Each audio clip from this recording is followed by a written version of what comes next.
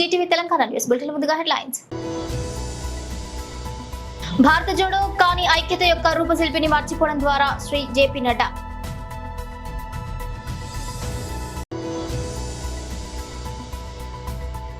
పంచాయతీలు సర్పంచ్ల వ్యవస్థ బలోపేతానికి కూటమి ప్రభుత్వం కట్టుబడి ఉంది. తాడూరు తన స్వగ్రామం ఐతుల్ పాఠశాలలో నాగశ్విన్ సొంత డబ్బులతో నిర్మించిన అదనపు గదులను జిల్లా కలెక్టర్ సంతోష్, డైరెక్టర్ నాగశ్విన్ ప్రారంభించారు. ఉద్యమానికి ఊపిరి పోసింది జగిత్యాల జర్నలిస్టులే, విలేకరులను చిన్న చూపు చూడటం తగదు. భారత జోడో కానీ ఐక్యత యొక్క రూపశిల్పిని మర్చిపోవడం ద్వారా శ్రీ జేపీ నడ్డా అన్నారు. मैं कोई विपक्ष पर टिक्का टिप्पणी करूं, इसकी आवश्यकता नहीं है, मैं नहीं करना चाहता, लेकिन मैं इन राष्ट्रभक्तों को और ये कांग्रेस के लोगों को याद दिलाना चाहता हूं. अरे कांग्रेस के मित्रों, भूल मत जाना, इस आजादी की लड़ाई में सरदार पटेल का योगदान देश भुला नहीं सकता, देश कभी भूल नहीं सकता. लेकिन तुम्हारे चश्मे में एक ही परिवार दिखता है, एक ही परिवार दिखता है, एक ही परिवार दिखता है. तुम भूल जाते हो चंद्रशेखर आजाद का योगदान, तुम भूल जाते हो भगत सिंह का योगदान, तुम भूल जाते हो राजगुरु का योगदान, तुम भूल जाते हो नेताजी सुभाष चंद्र बोस का योगदान, तुम भूल जाते हो लाखों लोगों का योगदान और लाखों नेताओं का योगदान, जिन्होंने भारत की मिट्टी को अंग्रेजों से आजाद दिलाने के लिए अपना जीवन खपा दिया. तुम्हें याद रहता है तो सिर्फ एक परिवार याद रहता है, सिर्फ एक परिवार याद रहता है. मित्रों, ये स्टैच्यू ऑफ यूनिटी केवड़िया में जिस लौह पुरुष ने 562 राज्यों को, रियासतों को जोड़ करके ये महान भारत बनाया, मुझे दुख के साथ कहना पड़ता है कि कांग्रेस का एक भी नेता आज दिन तक फूल चढ़ाने के लिए वहां केवड़िया में स्टैच्यू ऑफ यूनिटी में नहीं गया. ये इतने छोटे विचार के, ये इतने छोटे मन के, ये भारत यात्रा को जोड़ने में लगे हैं. अरे जिसने भारत को जोड़ा उसको नमन करने के लिए तो आ जाओ, कभी तो एक बार गुजरात में आ जाओ, हमारे गुजरात में कभी तो केवड़िया में आ जाओ और कभी तो 2 फूल चढ़ा दो उस लौह पुरुष को, उस सरदार पटेल को, जिसने इस देश को भारत जोड़ो यात्रा करने वाले लोग याद रखो कि भारत को जोड़ने में कितना बड़ा योगदान हमारे सरदार पटेल का. పంచాయతీలు సర్పంచ్ల వ్యవస్థ బలోపేతానికి కూటమి ప్రభుత్వం కట్టుబడి ఉంది. అందరికీ నా హృదయపూర్వక నమస్కారాలు. కూటమి ప్రభుత్వం అధికారంలోకి వచ్చి దాదాపు 60 రోజులు కావస్తుంది. నేను పంచాయతీరాజ్ శాఖ, అటవీ శాఖ బాధ్యతలు స్వీకరించిన తర్వాత పంచాయతీ శాఖకు సంబంధించి చాలా రివ్యూలు చేశాం. రూరల్ వాటర్ సప్లై, రోడ్లకు సంబంధించి చాలా రిపోర్ట్స్లో తెలియజేస్తూనే వచ్చాను. ఏ స్థాయిలో నిధులు సరిగ్గా పంపిణీ జరగలేదు, వచ్చినా దాని దుర్వినియోగం జరిగినాయి. ఈ పరిస్థితుల్లో కూటమి ప్రభుత్వం చాలా చిత్తశుద్ధితోటి ఈ పంచాయతీరాజ్ వ్యవస్థని బలోపేతం చేయాలి అని చెప్పి చాలా బలమైన నిర్ణయం తీసుకున్నాం. దాంట్లో భాగంగానే 3 కీలకమైన నిర్ణయాలు తీసుకున్నాం. ఒకటి, ఆగస్టు 15 ఈ జెండా పండుగకి సంబంధించి. 2, మనకి జాతీయ ఉపాధి హామీ పథకానికి సంబంధించి ఒకటే రోజున 13,326 పంచాయతీల్లో గ్రామసభ తీర్మానాలు జరగాలి. ఆ దిశగా అడుగులు వేస్తూ ఉన్నాం. ఈ గ్రామసభ తీర్మానం అంటే ఏంటంటే, జాతీయ ఉపాధి హామీ పథకం ద్వారా వచ్చే కేటాయించిన పనులకు కానీ, నిధులకు కానీ ఆ ప్రజాప్రతినిధులు, ఆ ఎమ్మెల్యేలు కానీ, గ్రామ సర్పంచులు కానీ, పంచాయతీ సర్పంచులు కానీ, ఆ పంచాయతీలో ఉన్న ప్రజలు కూడా అందరూ ఏకగ్రీవంగా అంటే ఏ పనులు జరగాలి, జాతీయ ఉపాధి హామీ పథకానికి సంబంధించిన ఆ పనులకి మన గ్రామాల్లో ఏ పనులు జరగాలి, ఏ పనులకి మనం ఆ నిధులు కేటాయించాలి, ఈ దృష్టిలో గ్రామసభ తీర్మానం జరుగుతుంది. విడివిడిగా కాకుండా ఒకటే రోజున 13,326 పంచాయతీల్లో ఒకటే రోజున గ్రామసభ తీర్మానాలు జరగాలని కీలకంగా ఆదేశించడమైనది. ఆ విధంగా ముందు ఒకటి చేస్తూ ఉన్నాం. రెండవది జల్ జీవన్ మిషన్, అంటే ప్రతి ఇంటికి కుళాయి అనేది ప్రధానమంత్రి గారి ఆకాంక్ష, ఆశయం. ఏ ప్రభుత్వం కనీసం మానవ హక్కు ఇది. అలాంటి జల్ జీవన్ మిషన్కి సంబంధించి గత 5 సంవత్సరాలుగా ఎక్కడ కూడా సంతృప్తికరంగా గత ప్రభుత్వం చేయలేదు. రాష్ట్రంలో గ్రామీణ తాగునీటి సరఫరా ఇది అసలు ఏ స్థాయిలో ఉంది? ఉదాహరణకి జల్ జీవన్ మిషన్ కింద ఒక దాదాపు 27,000 కోట్లు ఖర్చు చేయాల్సి వస్తే గత ప్రభుత్వం 4,000 కోట్లే ఖర్చు చేస్తుంది. ఆ 4,000 కోట్లు ఖర్చు కూడా పెట్టిన విధానం ఏ స్థాయిలో ఉంది? నిజంగా నీటి సరఫరా అవుతుందా? ఉదాహరణకి చాలామంది ఎమ్మెల్యేలు అందరూ కూడా నా దృష్టికి తీసుకొచ్చిందా కూడా నాకు వాళ్ళు ఇచ్చే ఈ పిటిషన్స్ కానీ ఇవన్నీ కూడా ఏం తెలియజేస్తున్నాయంటే, పంచాయతీల్లో కానీ గ్రామాల్లో కానీ జేజే మిషన్ కింద పైప్ లైన్లు వేశారు, కానీ దానికి ఆ నీటి సరఫరా ఉండే ఇది లేదు, దానికి వాటర్ సోర్స్ లేకుండా పైప్ వేసి వెళ్ళిపోయారు. అంటే దీని వెనక ఏమనిపించిందో, నిజంగా ఏదైనా వీళ్ళు డబ్బులు చేసుకోవడానికి పైప్ లైన్లు వేసి వదిలేశారన్నది ఆలోచన వచ్చి దాని మీద ఏం ఆదేశించాం పంచాయతీరాజ్ శాఖ ఉన్నతాధికారులందరినీ ఏంటంటే, అసలు రాష్ట్రంలో గ్రామీణ తాగునీటి సరఫరా పరిస్థితి ఎలా ఉంది, ఎన్ని గ్రామాలకి పైప్ లైన్స్ బాగున్నాయి, నీటి సరఫరా స్థాయి ఎలా ఉంది, రోజుకి ఎన్ని లీటర్లు నీళ్ళు వస్తున్నాయి, అలాగే ప్రస్తుత పరిస్థితి తెలుసుకోవడానికి దాదాపు ఒక 12 అంశాల మీద మేము సర్వే చేయమని ఆదేశించాం. దీన్ని పల్స్ సర్వేగా మీ దృష్టికి తీసుకొస్తున్నాం. ఇది పల్స్ సర్వే చేపడుతున్నాం. దీంట్లో వచ్చిన డేటా ఆధారంగా జల్ జీవన్ మిషన్ని కూటమి ప్రభుత్వ ఆధ్వర్యంలో అత్యంత పకడ్బందీగా ప్రణాళిక రచన చేయడానికి ఈ సర్వే నిర్వహిస్తున్నాం.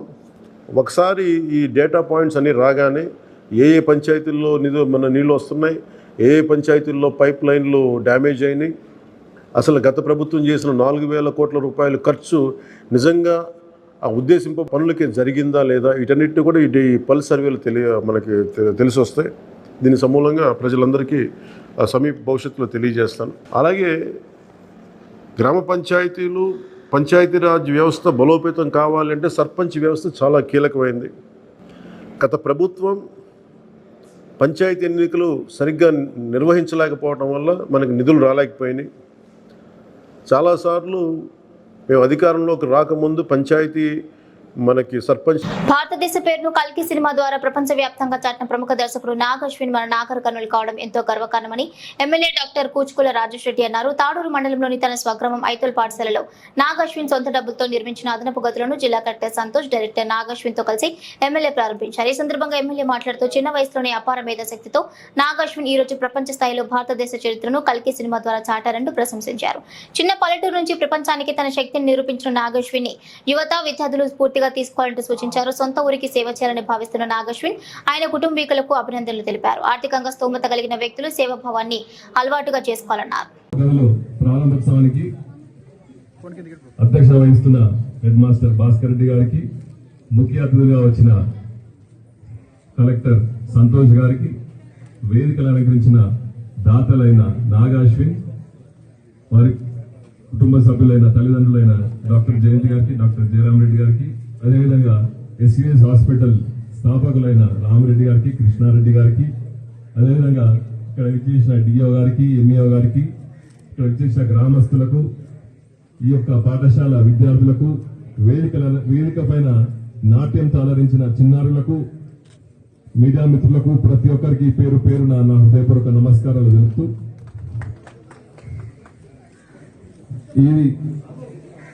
ఈ యొక్క ప్రోగ్రామ్ కు వచ్చినప్పుడు ఈ యొక్క ఆదరణ చూస్తే ఎవరైనా ఏదన్నా సాయం వారి సొంత గ్రామంలో చదువుకొని వాళ్ళ సొంత గ్రామంలో ఏదో చేయాలనే తపనతో వచ్చిన వాళ్ళందరినీ మనందరము చప్పట్లతో ఒకసారి అలరించాం.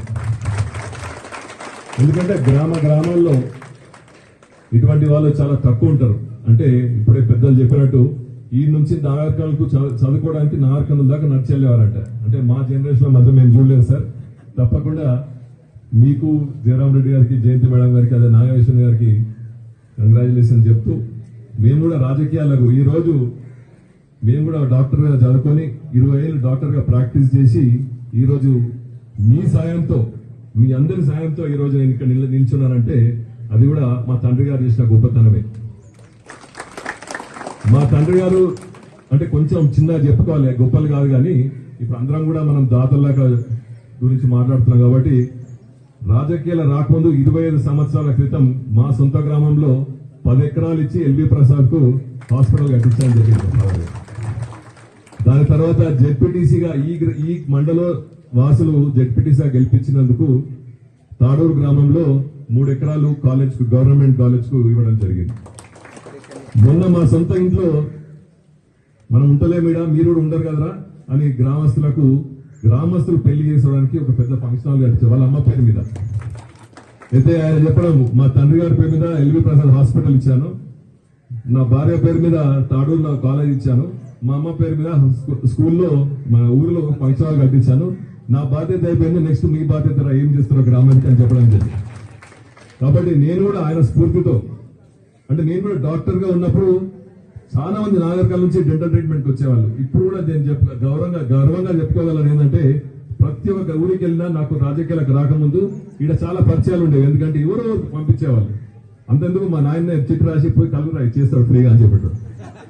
సో అదే స్ఫూర్తితో ఇలా రాజకీయాల్లోకి వచ్చినాం. తప్పకుండా మీ స్ఫూర్తి మా నాన్నగారి స్ఫూర్తితోటి మా main intention to be here is schools, education and agriculture and irrigation అనే 3 నా మైండ్ లో పెట్టుకున్నాను సార్. తప్పకుండా గ్రామానికి నేను ఇదే ఇంతకుముందే సంతోష్ గారితో కూడా చెప్తున్నాను, కలెక్టర్ గారితో పెద్ద పెద్ద సిఎస్ఆర్ కంపెనీస్ తోటి మాట్లాడదాం సార్, అందరినీ పిలిపించి గ్రామాల్లో ఏ స్కూల్లో కూడా ఇలా బ్యాడ్ స్టేట్ లో ఉన్న స్కూల్స్ అని కూడా డెవలప్ చేద్దాం అని ఇప్పుడే చెప్తున్నా. సార్ కూడా స్పందించి మనం అందరినీ కంపెనీ వాళ్ళని పిలిపించి మాట్లాడదాం చెప్పి తప్పకుండా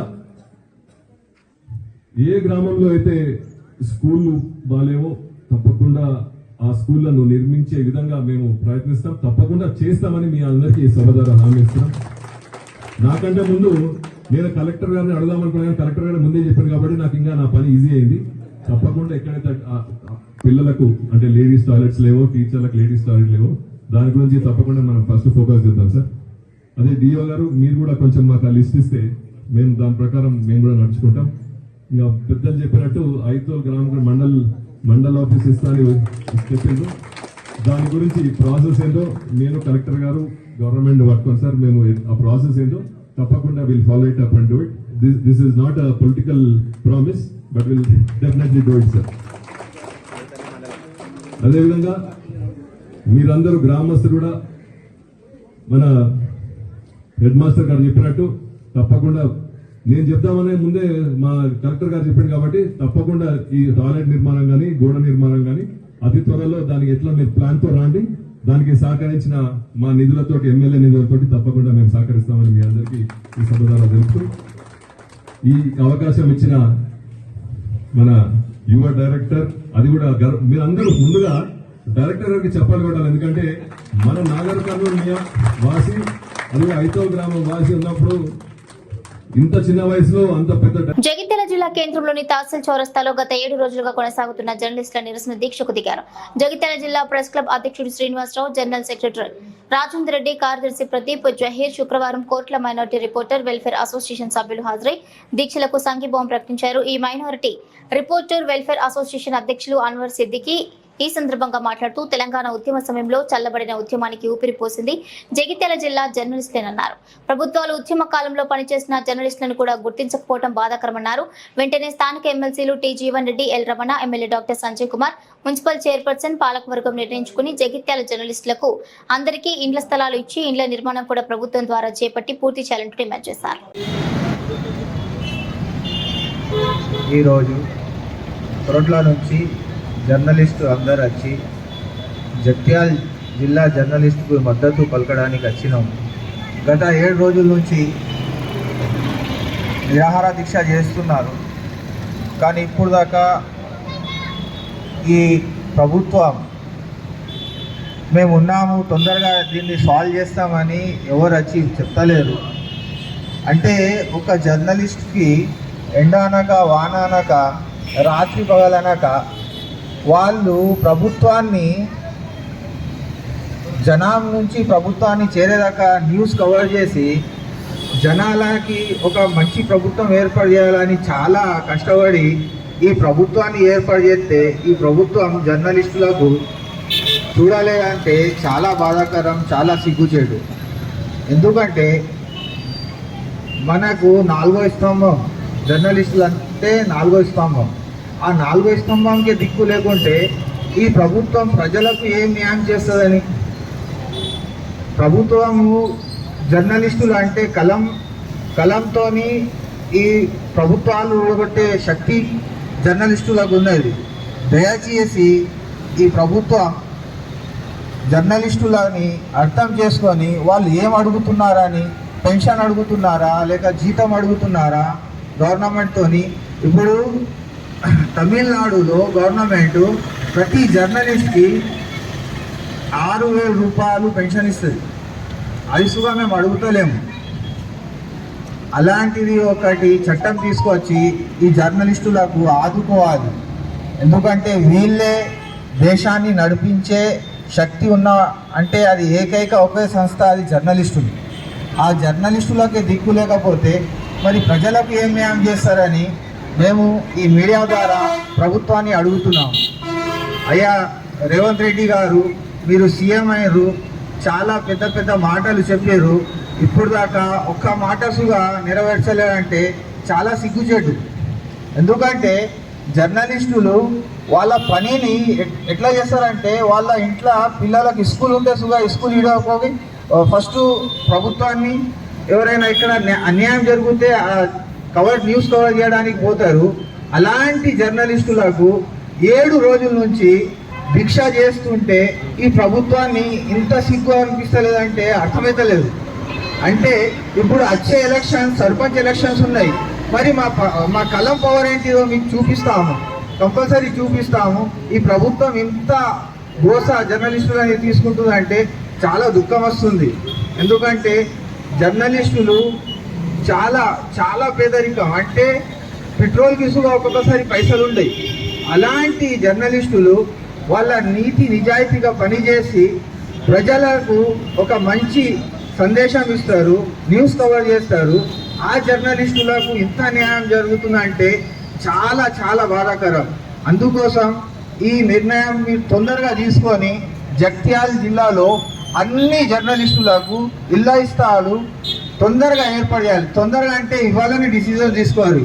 మీరు నేర్చుకుని అంటున్న జర్నలిస్టులు అందరికీ మనం ఫేస్బుక్, మళ్ళీ సీఎం ట్విట్టర్ అకౌంట్స్ ఉంటుంది, అందులో మనం ట్వీట్ చేసి మనము బాగా ఇది న్యూస్ మళ్ళీ స్పీడ్ చేయాలని కోరుకున్నాను. ఎందుకంటే ఈ అవకాశం ఇచ్చినందుకు చాలా ధన్యవాదాలు. Thank you. ఎస్సీ వర్గీకరణ చేసుకోవచ్చని రాష్ట్రాలకు అధికారం ఇస్తూ సుప్రీంకోర్టు ఇచ్చిన తీర్పును వ్యతిరేకిస్తూ ఢిల్లీలో తెలంగాణ భవన్ అంబేద్కర్ విగ్రహం ముందు తెలంగాణ రాష్ట్ర మాల సంఘాల జేఏసీ ఆధ్వర్యంలో మాలలో మహాధర్నాకు దిగారు. ఈ సందర్భంగా తెలంగాణ మాల మహానాడు రాష్ట్ర అధ్యక్షులు మంత్రి నరసింహయ్య ధర్నాలో పాల్గొని మాట్లాడారు. భారతదేశ అత్యున్నత న్యాయస్థానమైన సుప్రీంకోర్టు 2004లో ఎస్సీ వర్గీకరణ సాధ్యం కాదని, ఇది రాజ్యాంగ విరుద్ధమని 5గురితో కూడిన ధర్మాసనం తీర్పు ఇచ్చిందని గుర్తు చేశారు. ఇక 2024 ఆగస్టు 1న 7గురితో కూడిన ధర్మాసనం నరేంద్ర మోడీకి ఎస్సీ ఎస్టీల వర్గీకరణ చేసుకోవచ్చని రాష్ట్రాలకు అధికారం ఇస్తున్నాడని తీవ్రంగా ఖండిస్తున్నామన్నారు. 2 తెలుగు రాష్ట్రాల ముఖ్యమంత్రులు మాలల ఓట్లతో గెలిచి అధికారంలోకి వచ్చి సుప్రీంకోర్టు ఇచ్చిన తీర్పును కనీసం న్యాయ సలహా కూడా తీసుకోకుండా మేము ఎస్సీ వర్గీకరణ చేస్తామని చెప్పడాన్ని వ్యతిరేకిస్తున్నామన్నారు. 2 తెలుగు రాష్ట్రాల ముఖ్యమంత్రులు దేశ ప్రధాని నరేంద్ర మోడీ ఎస్సీ వర్గీకరణ ప్రయత్నాలు విరమించుకొని ఎస్సీల అభివృద్ధి కోసం కృషి చేయాలని కోరారు.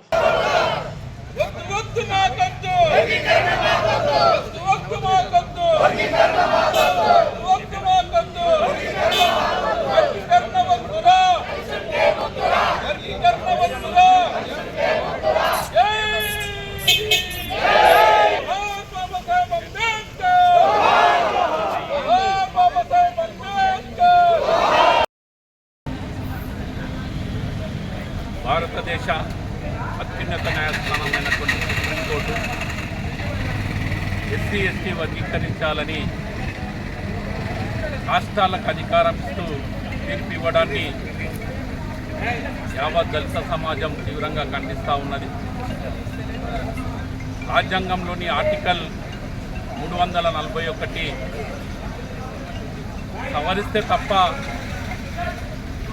రాజ్యాంగ సవరణ చేస్తే తప్ప ఎస్సీ ఎస్టీలను విడదీసే హక్కు రాష్ట్రాలకు కానీ సుప్రీంకోర్టుకు కానీ లేదు.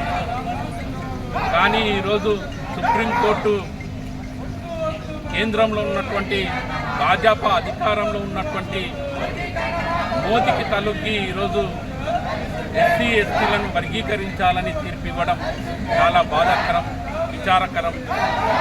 యావత్ దళిత సమాజం విచారం వ్యక్తం చేస్తూ ఉన్నది.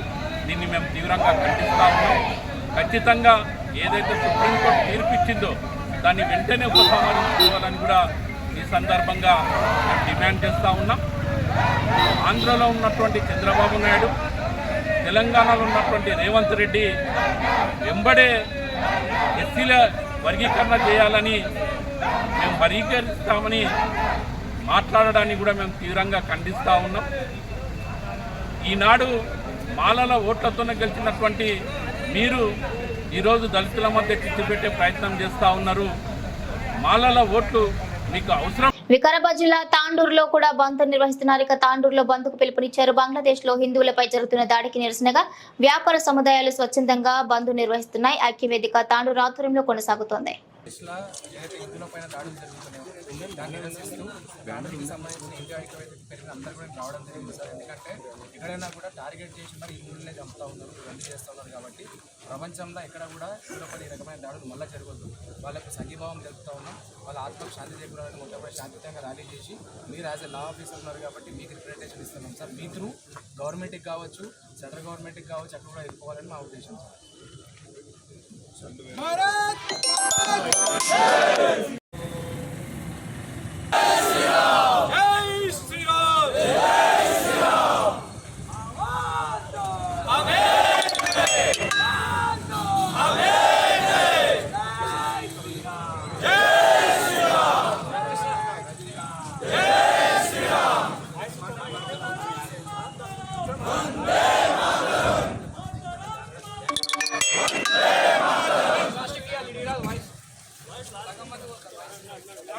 జరిగినాయో అఘాయిత్యాలు ఏవైతే జరిగినాయో, అమానవీయ ఘటనలు ఏవైతే జరిగినాయో అంటూ దారుణంగా రేపులు చేసి మరి అన్యాయంగా చంపి మరి ఇంకో విషయం మనం గుర్తుపెట్టుకోవాలి ఏంటంటే బంగ్లాదేశ్కి స్వాతంత్రం వచ్చింది మన నుంచే. భారతదేశం పాకిస్తాన్తో యుద్ధం చేసి బంగ్లాదేశ్కి స్వాతంత్రం ఇచ్చింది. ఆ స్వాతంత్రం ఇచ్చిన బంగ్లాదేశ్లో ఈరోజు కేవలం వాళ్ళు ఒక అంశాన్ని అడ్డు పెట్టుకొని కేవలం ఒక వర్గాన్ని మాత్రమే టార్గెట్ చేసి ఇలా మనం అందరు శాంతి కోరుకుంటున్నాం. ఖచ్చితంగా కూడా మనోళ్ళని టార్గెట్ చేసి మరి దాడి చేయడం అనేది చాలా అమానవీయం. కాబట్టి ఖచ్చితంగా కూడా దీన్ని మన హిందూ సమాజం అంతా కూడా తీవ్రంగా ఖండిస్తూ ఉంది. అందులో భాగంగా మొట్టమొదటిగా మన తాండూరులోనే కూడా అందరూ ఏకమై కూడా మనం ర్యాలీ తీయడం జరిగింది, వాళ్ళకి సంఘీభావం ఇవ్వడం జరిగింది. ఇంకా కూడా భవిష్యత్తులో ఎక్కడా కూడా ఇప్పుడు హిందువులంతా కూడా ఏకమైనరు. ఖచ్చితంగా కూడా ఎవరిపైన ఏం చేసినా కూడా మనమంతా ఒకటే నిరూపించడానికే ఈ ర్యాలీ చూపిస్తే భవిష్యత్తులో కూడా ఖచ్చితంగా కూడా మనము వాస్తవంగా మనం ధర్మం కోసం, అందరి మంచి కోసం, మనం సర్వేజన సుఖినోభవంతు మనం అంటాం. కానీ మన ప్రాణాలు పోతే మనం ఏం చేయాలి? లాస్ట్కి ఇబ్బంది అయ్యే పరిస్థితి ఉంది. కాబట్టి ఖచ్చితంగా వాళ్ళకి సంఘీభావంగా ఎవరైతే ప్రాణులు ఎక్కడ కూడా ఇందులోపైన దాడులు జరగకుండా, ఎక్కడ కూడా ఇవి జరగకుండా కూడా మనం ఐక్యత చూపిస్తూ ఉన్నాం. ఈ ఐక్యత ఇలా కూడా కొనసాగాలి, ఖచ్చితంగా కొనసాగాలని చెప్పి మనం హిందూ ఐక్య వేదిక నుంచి విజ్ఞప్తి చేస్తూ ఉన్నాం. ఇదే విధంగా మనం భవిష్యత్తులో కూడా ఈ ఐక్య వేదిక కొనసాగాలి.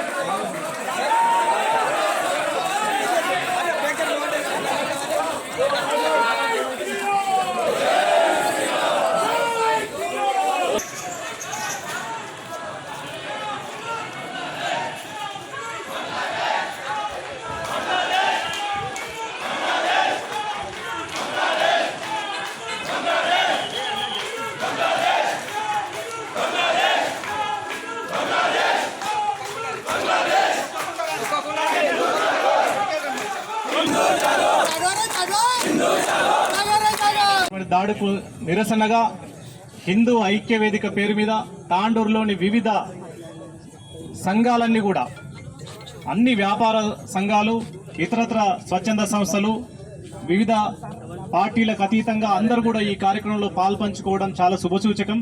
ఏదైతే స్వామీజీ గారు చాలా విషయాలు చెప్పడం జరిగింది, ఈ దేశంలో మైనార్టీలుగా ఉన్నటువంటి ప్రతి వ్యక్తి కూడా ఈ ప్రభుత్వ ఫలాలన్నీ కూడా మనకంటే ముందుగా వాళ్ళందరూ కూడా అనుభవిస్తున్న తీరుని మనమందరం కూడా గమనించాల్సిన అవసరం ఉంది. ప్రపంచంలో ఏ దేశంలో కూడా ఇంత శాంతియుతంగా ఇన్ని రకాల ప్రభుత్వ వసతుల చేత సొంత కుటుంబ సభ్యుల్లాగా మనమందరం కూడా ఈరోజు మైనార్టీలని అన్ని రకాల వాళ్ళని ముస్లింలను కానీ క్రిస్టియన్స్ కానీ మన కడుపులో పెట్టుకొని చూస్తున్నటువంటి పరిస్థితులు ఈ దేశంలో ఉన్నప్పటికీ కూడా మనం మైనార్టీగా ఉన్నటువంటి బంగ్లాదేశ్ ఒకప్పుడు మన భూభాగమే అయినప్పుడు కూడా పాకిస్తాన్లో కావచ్చు బంగ్లాదేశ్లో కావచ్చు విచక్షణ లేకుండా అనేక రకాల అత్యాచారాలు చేస్తుంటే ఇక్కడ ఉన్నటువంటి కుహనా శక్తులు ప్రధానంగా మనం గతంలో అనేక సార్లు చూసినాం. ఓవైసీ నాయకుడు ఇక్కడ ఈయన కళ్ళబొల్లి మాటలు మాట్లాడుతూ అక్కడ హిందువులే ముస్లింలే దాడులు చేస్తున్నారని చెప్పేసి నికృష్టంగా మాట్లాడుతున్నటువంటి ఓవైసీ నాయకుని గురించి మనం ఆలోచించాల్సిన అవసరం ఉంది. అత్యంత పవిత్రమైనటువంటి పార్లమెంటులో ఈ దేశాన్ని కాకుండా పాలస్తీనాకు జై అని చెప్పినటువంటి సంఘటన ఈ దేశంలో జరుగుతూ ఉంది. ఈ దేశంలో తాండూరులో కూడా అనేక రకాలైనటువంటి ప్రతి రంజాన్ కావచ్చు అనేక రకాలైనటువంటి పండుగలకు కావచ్చు కలిసిమెలిసి ఉంటున్నాం, వాళ్ళకి మర్యాదలు ఇస్తా ఉన్నాం. కానీ మనకు ఒక వైపు దాడి జరుగుతూ ఉంటే హిందువుల మీద అత్యంత కిరాతకంగా అనేక రకాల అత్యాచారాలు మానభంగాలు జరుగుతూ ఉంటే కిమ్మని కూడా ఈరోజు కనీసం స్పందించేటటువంటి పరిస్థితులలో ఇక్కడ ఉన్నటువంటి వ్యక్తులందరూ కూడా లేరనే విషయాన్ని ఈ సందర్భంగా గమనించాల్సినటువంటి అవసరం ఉంది. ఎట్టి పరిస్థితులలో ఈ దేశాన్ని హిందూ దేశంగా ప్రకటించాల్సిందే. హిందువులకు రక్షణ ఈ దేశంలోనే కాదు ప్రపంచ వ్యాప్తంగా రక్షణ జరగాల్సిందే. అది ప్రపంచ వ్యాప్తంగా ఈరోజు అమెరికా ఈరోజు నేనే ప్రపంచంలో అగ్రగామి అని చెప్పేసి విర్రవీగుతున్నటువంటి అమెరికాలో మెజారిటీ హిందువులు ఉన్నప్పటికీ కూడా అక్కడ ఉన్నటువంటి ఆ దేశానికి మన యొక్క సేవలు అవసరం, మన యొక్క శక్తి సంపదల అవసరం, మన యొక్క టాలెంట్ అవసరం. మనం కేవలం అమెరికాలో ఈరోజు అక్కడ బతకడానికి వెళ్ళలేదు. అమెరికాని అగ్రగామిగా ఉంచుతున్నటువంటి వ్యక్తులు. బులెటిన్ ముగించే ముందు హెడ్లైన్స్ మరోసారి.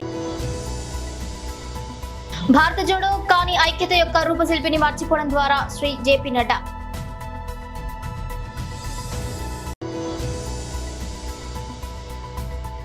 పంచాయతీలు సర్పంచ్ల వ్యవస్థ బలోపేతానికి కూటమి ప్రభుత్వం కట్టుబడి ఉంది. తాడూరు తన స్వగ్రామం ఐతుల్ పాఠశాలలో నాగశ్విన్ సొంత డబ్బులతో నిర్మించిన అదనపు గదులను జిల్లా కలెక్టర్ సంతోష్, డైరెక్టర్ నాగశ్విన్ ప్రారంభించారు. ఉద్యమానికి ఊపిరి పోసింది జగిత్యాల జర్నలిస్టులే, విలేకరులను చిన్న చూపు చూడటం తగదు. ఇవి బులెటిన్ అప్డేట్స్.